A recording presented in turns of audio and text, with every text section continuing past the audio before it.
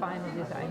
So, as you can imagine, this kind of design... We can define what it means to be a just society. We know the values, the emotional value, the financial values, the opportunity values.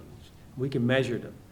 And as we can define them and measure them, we can also start designing organizations, work processes, and experiences that we feel as being just. The filmic vision of the process, that you really promoted with this language, that we would be able to visualize what we were saying. We developed these manuals with a lot of interviews, co-creation sessions, and really focused on what people needed from these.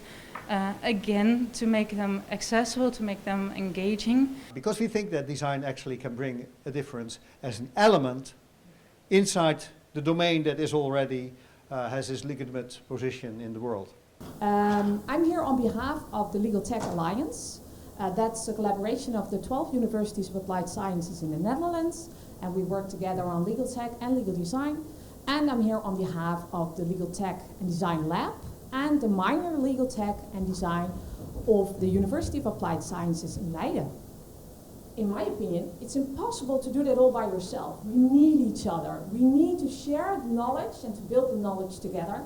And I did that with this great team. If you're not on this slide, don't worry. If you want to be on this slide, please connect with me later. All of these amazing faces are people that are here with all their expertise and their will to do something that has also good impact for all of you today. How can a visual literacy of legal scholars be improved? A project that Ilona and I are working on.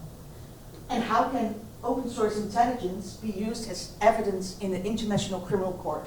I would love to work together with our students, criminology and law students, and the students of SICO and FIDO in the Dutch Legal Design Lab. Thanks. So law enforcement, as we've done it now, we're always too late. We have to wait until something bad happens before we intervene. So there's an emotional cost in our justice system that is ingrained in the way we solve justice problems. The client's experience with legal services can be complicated because of the law being complicated. People don't want to read those. Like, everyone kind of agrees that that's difficult to understand and people are not interested and there's no real incentive to read it. But compliance rules are very important for a healthy way of doing business, for any type of business, especially a regulated business like a pharmaceutical company. Is a visual employment contract for CSU, cleaning company in the Netherlands, with 15,000 employees.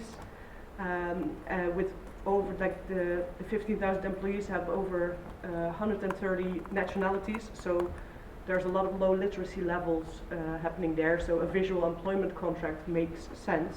Is we need to talk about what our norms are, what do we feel are our challenges, and what do we feel are important outcomes.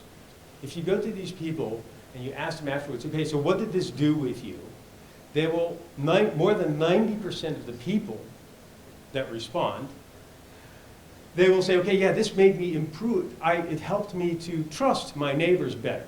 It helped me to understand better what is important here, and it helped me to look out for each other more. The Legal Tech and Design Lab of the University of Applied Sciences in Leiden. The goal there is to connect students with professionals from different organizations and companies. They have legal problems and these students are going to fix their problems. I think it has to do with giving people more ownership in legal proceedings. So it's not like, I'm your lawyer, just trust me, I know how this works. Yes, that's true, and you need that, but you also want people to really understand what's going on and what the process looks like. Maybe we should have Delft design labs in which we collaborate with other people from other industries or other domains. And so legal design is also part of that.